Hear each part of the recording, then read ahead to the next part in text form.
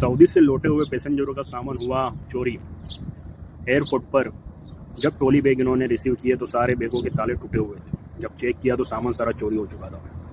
अब ये वो लोग हैं जो 2-2 साल मेहनत करते गल्फ में जाकर, जब अपने घर आते हैं तो रिश्तेदारों के लिए, यार दोस्तों के लिए, बीवी बच्चों के लिए कुछ गिफ्ट या कुछ सामान लेकर आते, मगर जब उन्हें पता चला कि एयरपोर्ट पर ही सारा सामान निकाल लिया गया है तो उनका हाल, उनका दुख समझ सकते हैं क्या सीन होगा।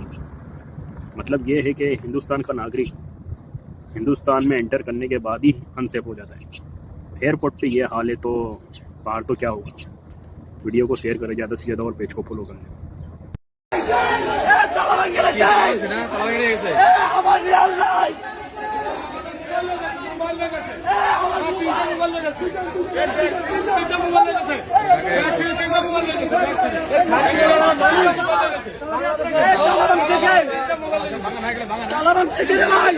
अरे भाई